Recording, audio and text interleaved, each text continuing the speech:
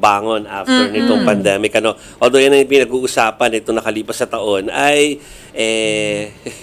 kahit Japan, problema nila yan. Japan, Korea. Japan. Oo, no. So, yan po ang hamon sa atin ngayon aside from matutong mag-live with the fact na nandyan na siya, si virus. Kahit na mahina na siya, ay nandyan siya na parang lagnat pa minsan-minsan magkakaroon tayo, no? Pero anyway, going towards the topic na ako, pero kailangan natin ipasok na yung ating guest, para makasama siya sa ating usapin. Okay, pero ay mukhang pwede na natin makausap ng ng via Zoom. So, mag-gap lang po muna kami na sandali.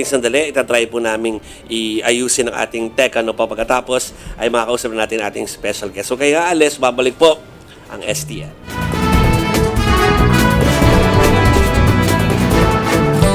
Ano mga dapat gawin kapag nakagat o nakalmot ng aso o pusa? Bakit nga ba nakamamatay ang rabies o rabies? Ngayong Rabies Awareness Month, alamin ang tungkol sa rabies at kung paano ito maiiwasan. Perfect Morning with Cheryl Cosin, Biyernes, alas 10 hanggang alas 11 ng umaga sa Radyo 5, 92.3 News FM. May namiss ka bang mga shoot, pasa at hiyawan? Ngayon, hindi na! Dahil araw-araw mo nang mapapanood ang mga paborito mong sports program sa TV. Watch us on these channels. Free TV Channel 41, Signal TV Channel 6, Sky Cable Channel 59. One Sports! Ito ang go-to tambayan for your favorite sports programs. Dito ka na sa paboritong tambayan mo pagdating sa sports. Dahil hindi kasya ang isang oras, ang Power Play ay 2 oras na. Tunghayan ang lahat ng news and updates sa Philippine Sports kasama ang iba't ibang pangalan sa palakasan. Power and Play kasama niyo ako, Noli Iyala, tuwing Sabado mula alas 8 hanggang alas 10 na sa Radyo 5, 92.3 News FM. Pida Kid!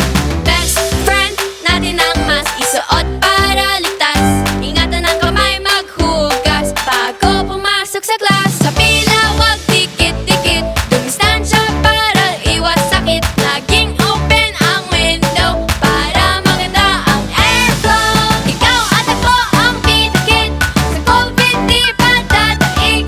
Sa ligtas na pagbabalik, sama-sama maging Pida Kid. May namiss ka bang mga shoot, pasa at hiyawan? Ngayon, hindi na! Dahil araw-araw mo nang mapapanood ang mga paborito mong sports program sa TV. Watch us on these channels. Free TV Channel 41, Signal TV Channel 6, Sky Cable Channel 59. One Sports! Ito ang go-to tambayan for your favorite sports programs. Dito ka na sa paboritong tambayan mo pagdating sa sports. Ihahatid sa inyo ng mga veteranong news anchors ang mga nagbabagang balita, malalaking headlines at impormasyong dapat malaman mula umaga hanggang gabi. Si Gretchen Ho tuwing 10 a.m. sa Frontline sa umaga. Sina Cheryl Cosim at Julius Babaw tuwing 5:30 ng hapon sa Frontline Pilipinas. At sina Ed Lingaw at Mean Los Baños tuwing 10:30 ng gabi sa Frontline Tonight. Tumutok Lunes hanggang Biyernes sa TV5. Sa kauna-unahang movie serye ni Aga Mulak, kasama sina Elijah Canlas at Maris Racal. Para sa'yo, para sa atin, gagalingan ko palalo. Subaybayan ang kaabang-abang na kwento tungkol sa laban ng buhay. Lalong tumatamis ang tagumpay kapag may kasama sa tuktok. Suntok sa buwan. Magkasamang lalaban tuwing Monday, Tuesday at Thursday, 7:15 p.m. sa TV5.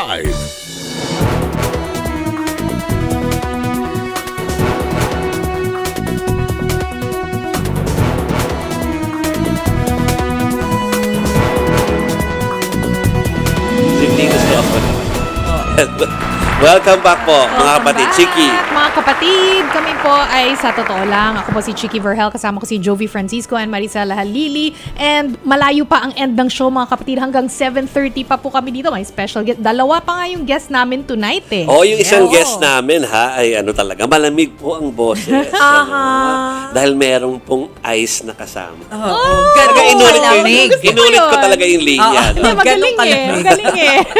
So mamaya po sa second half ng show, pero ito na nga po as promised this time meron pa kami isang guest at yung guest po namin na yon ay atin po i-welcome na ngayon. Ano po? Dahil gusto natin pag-usapan pa yung mga naging deklarasyon ng WHO at para magabayan din po tayo mga kapatid dahil sometimes pag nag-a-announce ng ganun, nagiging pabaya ang mga tao no? So mabuti na meron tayong Na hindi eksperto dapat.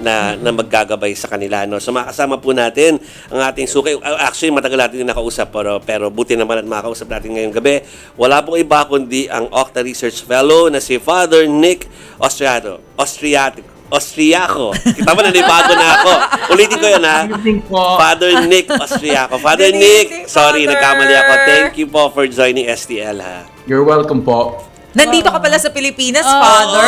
Welcome I back, moved here Father. permanently na po. Oh, Wow, that's good to know. nice. So nakita nyo na siguro yung bagong tigre dyan sa harapan ng building na nasa likodan ninyo. Bago yung tiger, anyway. Father, ba't kayo nag-move dito permanently? So I resigned my position in the US and I moved my lab here po. Dito na siya. O balikan natin yan mamaya. Oo. Yung move ni Father Nick para malaman natin ang kanyang mga plans dito sa Pilipinas. Pero before yan, unahin po muna natin. Alam niyo si Father Nick ang isa sa mga unang nagsabi po na itong Omicron maybe the end of this this The pandemic. beginning of The the end beginning po. of the end, yung eksaktong sinabi ni Father Nick. So ito na, nagsalita na po yung WHO earlier today, po kayo na madaling araw, at sinabi nga nila na, yun na nga, kung ano yung sinabi niyo, yan din ang kanilang sinabi. What's your reaction po? Well, I agree completely po because Omicron has really made the COVID-19 pandemic livable, di ba? So a lot of our kababayans, they are not so stressed now about COVID because when they look around, they see their friends and their family who get COVID and they have a mild experience of a couple of days lang. And I think this is what we need to return to the old normal, and that is what the WHO has announced, that we must prepare to enter into the old normal now as we are in the middle of the end, diba? So that's what we have to do. The whole world has to do that. Certain countries are ahead. So in the United States, there's no more pandemic, for better or for worse.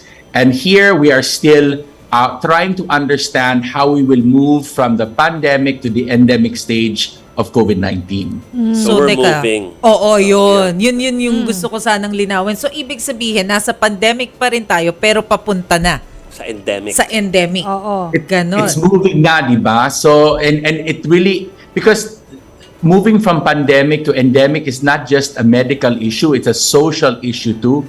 It's a political issue. So the entire society has to move po. And, because people are still very scared. My mom is still very scared. So slowly but surely, our kababayans have to recognize that COVID will be here to stay. I had someone tell me yesterday, he is waiting for a COVID-free Philippines. And I said that will never happen. COVID will be here with us forever. So we have to learn to live with it. And now that we are vaccinated and hopefully boosted, the experience of COVID, if we get it, will be mild, which is fine. Father, this is Chiqui Vergel, no? I have a two-pronged Hello, question. Chiqui. Doon pa rin sa yung end is in sight, no? Pag sinabi mo yan, a lot of us are thinking, well, wala namang specified timeline. Or do you have like a fearless forecast in 1, 2, or 3 years? That's the first part of the question. Second part po, ano pong dapat masama sa ating action plan para hindi na lang end in sight, yung talagang abot na ang katapusan? Well, I am in complete support of the government's efforts to increase the boosting rate in the Philippines. Right now, we're only about 18 to 19% of the population, and really, we should try to get it to 50%. However, the challenge po is that it seems that many of our kababayans have decided not to take the booster. And the question now is, if they decide not to take it, when will we realize that they have to learn to live with the consequences of their actions, and we have to treat them like adults, and we have to reopen our society. And if they get mild Omicron, that will actually serve as their booster. So the question now is, when do we are we going to wait for a year, 2 years? And this is where I unfortunately po, I was giving a talk in the Pandesal Forum, and I raised the concerns about masking among students. And my quote was taken out of context because I am completely supportive of the masks in schools at this time. But I am concerned that if we wait a year or 2 years, we do not realize the cost of masking on our children, and that we have to take that into account because they are also experiencing the negative effects of masking in terms of language development, social development. All of these have been delayed. And we now have to realize that at some point, we have to weigh the cost and benefits of masking. And when the Omicron is really mild and most of our people have either been vaccinated, boosted, or have been infected already, then should it not be time for the sake of our children to at least make masking optional in the schools so that some students who might be more sensitive can wear masks, but others will not? Pero Father, ang concern kasi nung iba, 23% pa lang yung boosted doon sa target population natin. So, is it really high time na simulan na, naglabas na ng EO na optional yung wearing ng face mask sa mga outdoor settings. But still, kung i-consider natin yung booster, mababa, 23%. Yes po, but the rate has been 1% per month po. So if we're 23%, then we want to go to 35%, that's 1 year po. We want to go to 50%, 2 years. So are we going to have our children in grade school for masks for 2 more years? So 4 or 5 years of their education is going to be challenged po because of the pandemic. This is my concern. My concern is the long-term economic and well-being of our country because millions of our children are being asked, rightfully at this time, to wear masks. But how long po? And that's what I'm asking. I'm asking the question, how long do we allow our children to make the sacrifice for their parents, many of whom have chosen not to be vaccinated or boosted? Are we just going to wait and keep waiting while our children are going to school and it's hard for them to hear each other, it's hard for them to speak to each other because they're completely masked? How long? That was the question. It's not that I'm saying that we need to remove it tomorrow, but I'm saying that for their sake, we need to consider that we need to do this as soon as possible, and it really depends on the cooperation of the adults po, so that it's for our children. Yeah. Father Nick, kayo naman kayo naman ay parte po ng OCTA, no? Meron ba kayong mga datos, or data na nakakalap kung bakit merong ganong hesitancy na mag-booster after mag 1 and 2? After magpabakuna ng 1 and 2, ay parang yung booster, parang feeling nila ay we don't need that. Bakit ba may ganong sentimiento? That is so we are actually, so OCTA is undertaking a survey now po. We don't have the results yet. But I think from all my relatives, my friends, my colleagues here at UST, that's what they're telling me. They don't think they need it na. It's not like they don't want it. They decided that it's not worth it. So they do a cost-benefit analysis. And they're telling me, why should I take a day off from work, go to the vaccination site, get vaccinated, and then 2 days I have side effects, and then it's mild pala. You see, so many Filipinos are already deciding that it's not worth it. And so unless we impose a vaccine mandate, unless we compel them in some way or make the cost higher, unfortunately, based on what I am hearing, a lot of them will not take the booster, and the uptake is so slow, which is tragic because it's for their own well-being, but they have chosen to do that po. And so, how long will we wait for them? Father, kanina you mentioned long term, no? So, for example, yung students, so not just students but people who are going to work, no? Kunwari yung mga estudyante na may mga sipon inuuhog-uhog o kunwari inuubo-ubo. Dati, nung wala pang pandemya, wala pang COVID, pumapasok lang to mga to. Pero long term nga po, do you suggest na wag na lang pumasok to mga to or pumasok pero as long as naka-mask? What would So be the... po, there are countries in Europe now where even if you have COVID, you go to work. Even if you have COVID, you go to school. Now, I disagree with that. I think that at this point, if you are sick, you should stay at home. Just because if you are sick, you should rest. But I think you see there are societies that are moving to a place where COVID is being treated like an ordinary flu. And the idea po is that as more and more people get vaccinated, boosted, or infected with COVID, the population the immunity wall becomes stronger, and it becomes harder and harder for COVID to spread. And the concern, and if you go to the United States, the argument is made there is that the youngest children are the healthiest children, and their immune system is the best at fighting new diseases. So if they're going to live with COVID for the rest of their lives, should not be better for them to get sick now rather than when they're lolos? This is the argument that is being made po. Because COVID will always be with us. I think people don't realize that. If you do not get sick with COVID now, you will get sick with COVID next month, or 6 months from now, or next year, or the year after that. All of us will get COVID sometime in the next 10 years. Father, you mentioned earlier about Omicron variant na nagbibigay sa atin ng natural immunity. Pero hindi ba tumatagal lang ito for a certain period? Gaano katagal pwedeng makinabang yung katawan natin from the immunity na makukuha natin from Omicron? So there are data na po that at Omicron, not Omicron, but COVID infections will give protection for 14 plus months. 14 booster, months? 14 plus. Okay, Because it's continuing pa. But you see, this is why, comparing to the vaccination, which is 4 to 6 months. So that's why there are people who are saying now with mild COVID, we should not be scared when we get COVID because it will actually strengthen our immunity. I do not encourage people to get COVID. I do not encourage people to get sick. But I think the reality is that we have to be aware that with mild COVID, especially if you're vaccinated and boosted, it is not something to be scared of at this time.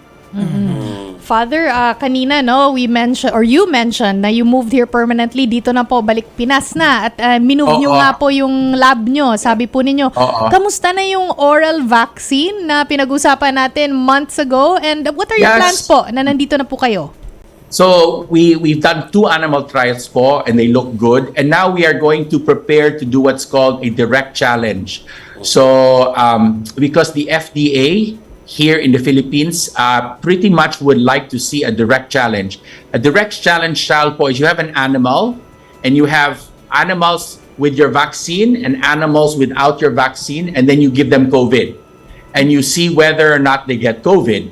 Unfortunately po, we do not have the safety lab here in the Philippines yet. I'm hoping that we will do that. So next summer, I will return to the US. I have a collaborator there, a former student, who will work with us to do a direct challenge with mice that can get COVID po. And so we will see finally whether or not our vaccine can protect against the virus itself. Okay, so and since nakabase na po si Father Nick dito sa Manila, ay marami pong pagkakataon na maibalik natin for more guestings. Ano po? And sana face-to-face na. Alam niyo, mula Studio guesting na. Oo, pwede ng face-to-face. Ano? Lalo right now, it's still mask to mask. So, sana face-to-face. Yeah. So with that, magte-thank you muna tayo kay Father Nick for joining STL. And see you soon, Father. God bless you po. Salamat, Father. Salamat, Father. Usapang health pa rin. Agad. Pero PhilHealth. Yeah. Ayan. Nagbabala ang PhilHealth na baka hanggang 2027 na lang sila magtagal kung hindi dadagdagan ang kanilang pondo. Sa budget hearing ng Department of Health sa Kamara, sinabi ng PhilHealth na puro subsidy galing PAGCOR at PCSO na lang ang natatanggap nila ngayon. Kaya humihingi sila ng 100 billion pesos budget para sa 2023. Binigyan daw sila ng 2.5 billion pesos ng PCSO ngayong linggo. Pero kulang daw ito. Mahigit 150 billion pesos na raw kasi ang nagastos nila nung nakaraang taon. 32 billion pesos lang daw ang kinita nila. Pero pumalag si Marikina Representative Stella Kimbo. Kung may 32.8 billion pesos net income pa rin daw kasi ang PhilHealth, ibig sabihin daw nito, kaya pa rin ng state insurer. Kaya wag daw sabihing mamamatay na ang PhilHealth dahil baka magpanik daw ang members nito. Madami umaasa ha, Universal Healthcare Law. Uy, hindi naman mababankrupt ang PhilHealth kasi subsidized naman po din ng gobyerno. Government. Yung mga, kasi yung mga, merong mga hindi makakapagbayad, no, katulad ng senior citizens, mga PWD, yan, mga mahihirap. So, sinasubsidize. Parang indirect contributors sila, mga kapatid. Pero ako po ay direct contributor. So, yun. At saka meron naman din silang mga investments. Kumita nga daw ng, 9.5 billion last year. Yun. So, hindi naman mababankrupt. Huwag po tayo mag-panic. Ayan. O mga kapatid, ito, ewan ko kung kapanik-panik ito, itong next news natin. Pero ito, weather update po tayo. Lumakas pa sa severe tropical storm ang bagyong Nanmadol na nasa labas ng Philippine Area of Responsibility. Ayon sa Pag-asa, maaari itong pumasok sa loob ng PAR mamaya o bukas ng umaga at tatawaging bagyong Josie. Kahit wala pa ang bagyo, magdudulot ng pag-ulan ang southwest monsoon o habagat sa southern Luzon, Visayas at western sections ng Mindanao. Asahan naman ang maulap na may kalat-kalat na pag-ulan sa Palawan, Mindoro Provinces, Western Visayas, Zamboanga Peninsula, Basilan, Sulu at Tawi-Tawi. Bahagyang maulap na may isolated rain showers o thunderstorm naman ang mararanasan sa Metro Manila at iba pang bahagi ng bansa. Kambyo naman po tayo ng usapin dun sa ginawa ni Pangulong Bongbong Marcos kanina. Nangako si Pangulong Bongbong Marcos na tutulungan ang Bangsamoro Transition Authority sa pagpapalago ng ekonomiya at kapayapaan sa naturang rehiyon. Sinabi niya ito sa inaugurasyon ng 80 bagong miyembro ng BTA kanina. Dagdag pa ng Pangulo, naglaan ng 74.4 billion pesos na pondo ang Department of Budget and Management sa Bangsamoro Region para sa susunod na taon. The diverse representation now of the BTA speaks volumes of your answer towards that call for unity, of shared responsibility, and the invitation to advocate peace and development in the Bangsamoro region. Ulat naman ang Chief Minister ng rehiyon na si Ahod Ibrahim na mas dumadami na raw ang namumuhunan sa kanila dahil sa gumagandang peace and order situation. Pero aminado silang marami pa silang dapat trabahuhin para maging election ready ang BARM sa 2025. Okay, puntahan naman natin ang tukol dun sa ating tinalakay kagabi na mainit na issue tukol sa Marcos Estate Tax. Pumalag si dating Bureau of Internal Revenue Commissioner Kim Henares sa pahayag ni Pangulong Bongbong Marcos na hindi nabigyan ng kanilang pamilya ng pagkakataon na sumagot sa estate tax case. Paliwanag po niya sa ating programa kagabi, dapat kinwestiyon ng kanilang abogado ang tungkol sa kaso sa Court of Appeals at sa Korte Suprema. Dagdag pa niya, final at executory na po ang hatol sa kanila ng Korte Suprema noong March 1999. Malinaw na dapat ang magbayad ng Marcos family ng 23 billion pesos na estate tax. Lumobo na lang daw ito sa 203 billion pesos dahil nga po sa mga penalty. Kung gusto raw talagang buksan ni PBBM ang kaso, dapat ay mag-file ng tax evasion case ang BIR sa naturang estate. Dati, sinasuggest ko, dapat ang BIR mag-file ho ng tax evasion case laban sa estate para ho mabuksan yung kaso. Doon, pwede nilang ulit questionin na yung tax evasion is walang basis kasi yung return mali. No? Doon lang ho nila pwedeng mabuksan yung kaso ulit. Okay. Pero doon ho sa kaso ng yung estate dun sa kaso na umabot hanggang Supreme Court, hindi na nila yan mabuksan. Okay, malinaw. 7:10 po tayo ng gabi, no? Ituloy natin ating balitaan dito sa Totoo Lang. Umaasa na ang ilan sa mga kababayan natin na magkaroon ng trabaho oras na formal na bawiin ang deployment ban sa Saudi Arabia. Magbabalita si Faith Del Mundo. Kailangan po talaga mag-ingat dahil maraming mga naglipa ng mga illegal recruiter, yung pong nagmamalaki o sinasabi na maaari kayong dalhin sa ibang bansa ng basta-basta na lamang, basta may libreng plane ticket. Kaya sinasabi natin, mag-ingat po, maging matalino, huwag magpapaloko. Ang paalala na yan ng Department of Migrant Workers sa One Balita Pilipinas kahapon ay para dun sa mga nagbabalak sunggaban na magbubukas na uling job opportunities, oras na bawiin na ang deployment ban sa Saudi Arabia. Kabilang sina Hernane and Lenny sa nagbabaka sakaling matapos ang announcement na yan. Para makapag-ipon uli po, para mapagandaan yung yung baby namin. Mahal kasi na rin ang mga bilihin dito. Parang dito kasi ramdam mo yung mahal ng mga bilihin. Hindi katulad ng pag nandun ka sa ibang bansa, kahit naghihirap ka, sumasapat yung kinikita namin doon para sa pamilya. Matatandaan, Nobyembre rin noong nakarang taon, nagkaroon ng deployment ban sa Saudi. Kabilang sa dahilan ang nasa bilyong pisong halaga ng mga hindi na sweldohang Pinoy construction workers. Unfortunately, there are details that I cannot disclose dahil yun ang usapan namin. But let's suffice it to say na yung Saudi government is fully cognizant doon sa sa clamor ng ating mga affected workers, the lawyers accessible to us, and they will submit a written status report on the cases per company kung nasaan na. Kasi ang explanation sa akin, nasa various stages of resolution.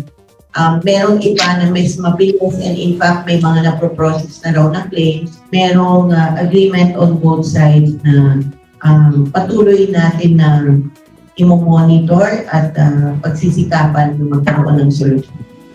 Pero isang Saudi Arabia sa mga bansang may pinakamaraming OFWs. Sa datos noong 2020, halos kalahating milyong Pilipino ang nagtatrabaho doon. Pero ngayon, oras na may ginawang paglabag ang employer na pagkasunduan na raw ng Pilipinas at Saudi Arabia na pwede nang i-pre-terminate ang kontrata ng hinire nilang OFW. Any act of violence, any act of immorality, yun, kasama yun. That is grounds for, those are grounds for pre-termination. Cruel or insulting behavior. Yung pananakit, pananampal, yung pag-iinsulto, pagmura, paninigaw, grounds din yan for pre-termination of contract. Bago mag-Nobyembre, lilinisin sa tiwaling recruitment agencies at employers ang mga listahan at paplansyahin ang mga programa laban sa trafficking, pagbabago sa standard employment contract at insurance sa mga manggagawang magsa-Saudi. Plano rin na iklian sa 1 taon ang kontrata ng mga matatanggap sa trabaho doon. Para sa 1PH, Faith Del Mundo, News 5. Okay, nakoy, nagmamadali tayo at meron tayong special guest after. No, marami po tayong pag-uusapan ng mga kapatid. Pero bago tayo mag-very short gap, sabihin lang namin na tiyak po na mapupuno ng good vibes ang ating Friday dahil mapapanood ng official trailer ng pinakabagong programa po ng TV5 at Sari-Sari na channel po dito sa Signal. By October po yung show na yan. Mapapanood natin yan simula 6 p.m. bukas. Kaya tutok na po kayo dyan sa trailer na yan tomorrow.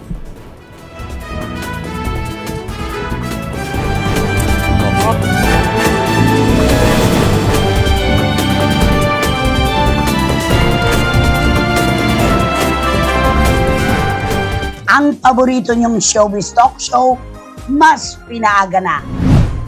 Pero ang maiinit na showbiz balita, mas pag-uusapan. Kung sakalin totoo nga, may question ba? Mas hihimayin. Dahil mga negosyanteng tao yan, mabilis kumilos yan. Mas o-opinyonan. Eh ba't papakialam mo pati kulay? Eh di magtagawa kayo ng kulay na gusto nyo. Siyempre hindi mawawala ang chikahan. Kasama ang mga pinag-uusapang personalidad at pangalan sa mundo ng haliwan. Kulang na lang pala ibang planeta, no? Mga intrigay sasagutin. Nung nag-audition po ako, yung director po talagang na-touch po siya. Punto por puntong uusisain. Bakla ba si Tom? I don't think so. Kami na ang gawin ninyong panghimagas matapos ang nakakatakam na pananghalian. Bakit ka na mahal kita? Kahit na may mahal kang mang iba. Siguradong kasalo niyo pa rin kami sa huntahan. Hindi po kami nagko-compare ng notes. Hindi kami nagko-compare. Ito po ang mas pinalakas, mas pinatapang, at mas pinabonggang Christy per minute. Alauna na po ng hapon simula sa March 21, Lunes, dito pa rin sa 1PH, Radyo 5 at Signal Play App.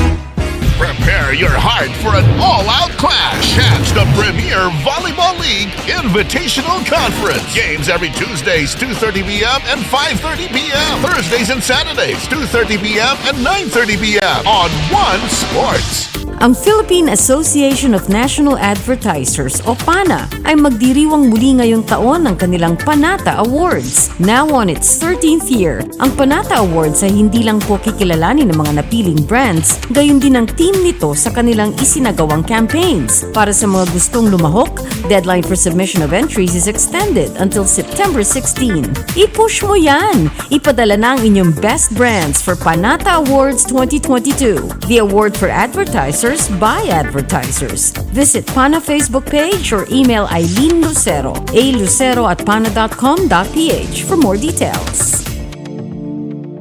Humanda na sa mas pinatinding tapatan ng lakas ng tatlo. Tuloy ang laban sa PBA 3x3 Season 2. Simula September 10 sa One Sports at PBA Rush.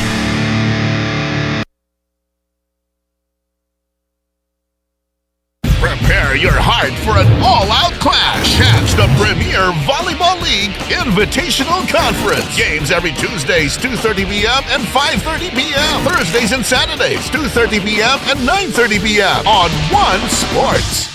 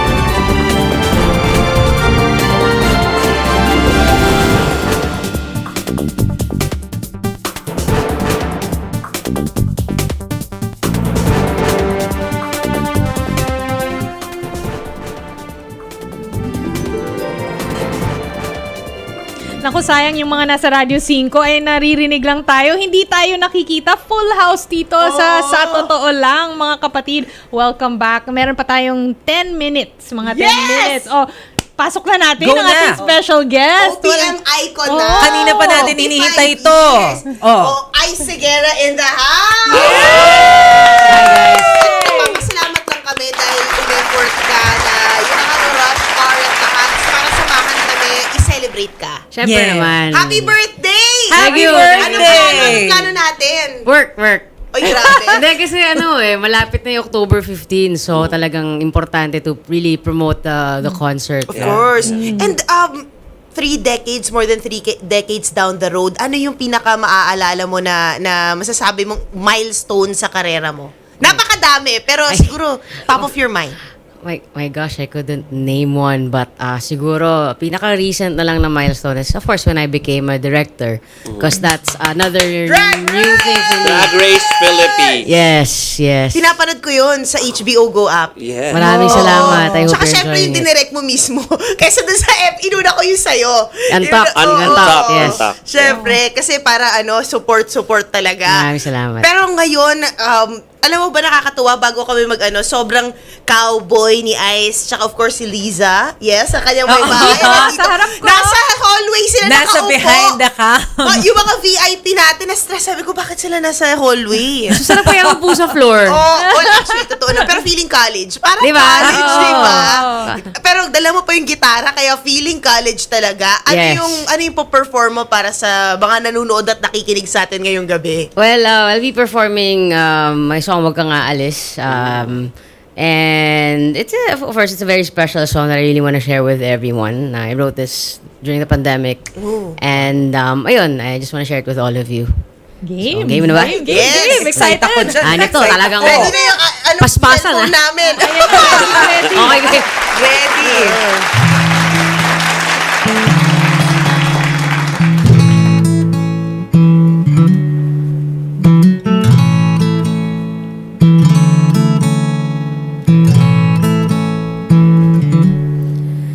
Halika, upo ka, samahan mo ko muna.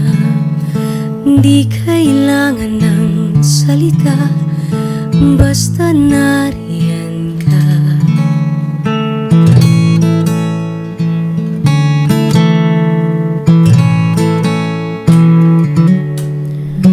Gusto ko lamang sabihin ang nadarama.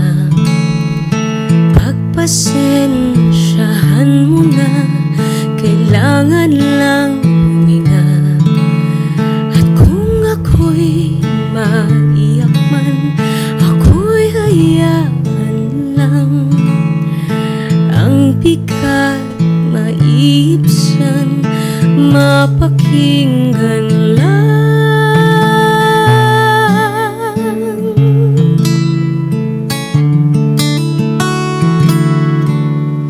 Huwag kang aalis, diyan ka lang muna sa aking tabi.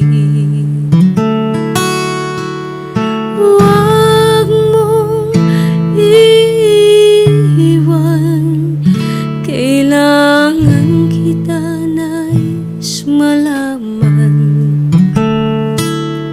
na ikaw ang karamay at sa'yo'y mahalaga.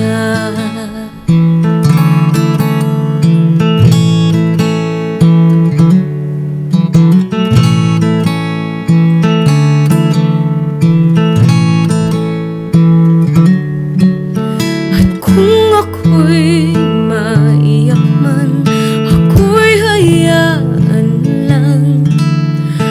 Ang bigat maiibsan, mapakinggan lang.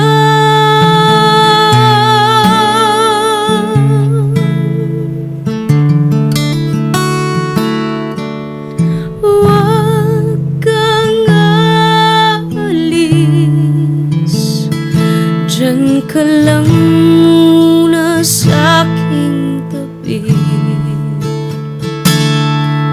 Huwag mong iiwan, kailangan kita nais malaman.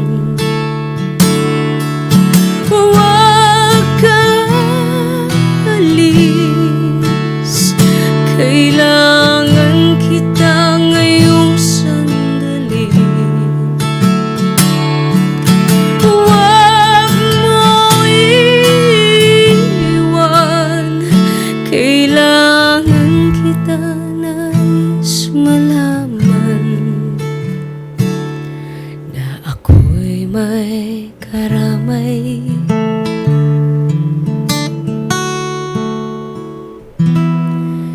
at ako'y may may halaga.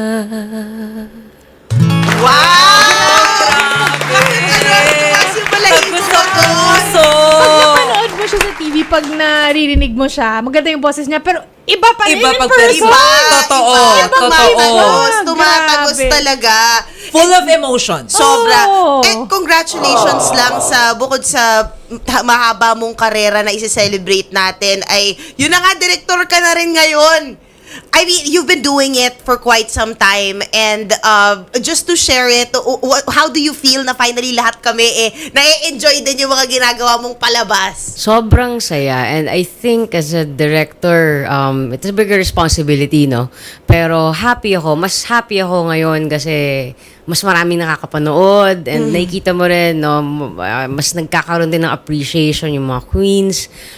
So I'm very, very happy. We have such a good team, and I'm just happy that na-enjoy ng mga nanonood.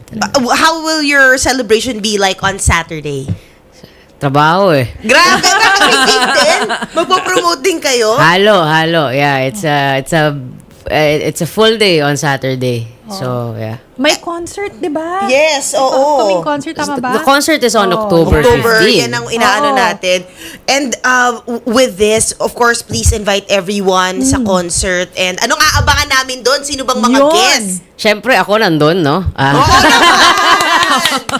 So, October 15 po, please join me as I celebrate my 35th anniversary in the industry with the concert, Becoming Ice. Ay, thank you. In-effort ko yung pa-jawline ko dyan. So, Becoming Ice is on October 15 po at the theater at Soler. You can get your tickets at Ticket World. Of course, my guests, medyo marami-rami sila, but these people are such very important people in my life. Of course, I have Tito Vic. Gary V, Martin Rivera. The Sessionista girls will be there. Juris, Princess City, Tres Marias will be there as well. And of course, Chito Miranda. Of course, Tres Marias, you know them. That's Cookie Chua, Bayang Barrios, and Miss Lolit Carbon. Yes. Yeah. And they can't miss it. Of course, it's Ice, 'di ba? Kumbaga talagang pagka ano ka sa OPM, kailangan nandun tayo at we'll be there as well. Ice, ito, ginoke na to kanina, pero sige, sama ko na sa joke. Kamusta na meron kang magaling magtrabaho yung bagong PA mo? Yes. Okay In fairness, wala ka reklamo. Wala ko masipag, medyo bossy lang. Naka-deserve ng increase. Hindi nakikita sa camera Ayaw naman, Liza. Yung PA ko na... Yung PA ko, nahiya ko utusan. Nahiya ko utusan yung PA ko. Maganda. Masyado maganda. Tsaka boss. Boss din pala talaga. Ayan. Excited kami siguro may special performance. May dance number ka ba? May dance. Abangan natin yan. Tingnan natin. But, kasi since I'll be on stage, basically my wife will be the one supervising since I'm on stage. Yeah. So, yeah. And it will be, I'm sure it's gonna be smooth. Because si Liza ang maghahawak din yan. Yeah. I love it. Oh, On yeah. ground. Kami sa media. Di ba makakita doon? Okay. Thank you so much, Ice, for coming over and promoting this. Oh, I forgot lang pala. For those who want to buy tickets, you can get your tickets at Ticket World. They have an online website naman, no? So you can just go there and buy your tickets. So this show is produced by Fire Nice Media and Productions, Nathan Studios, and brought to you by Katinko. Yun! Sabay-sabay daw tayo magbabay sa ating mga taga-subaybay. Napakabitin naman ito. Maraming salamat mga kapatid. Bukas ulit. Bye.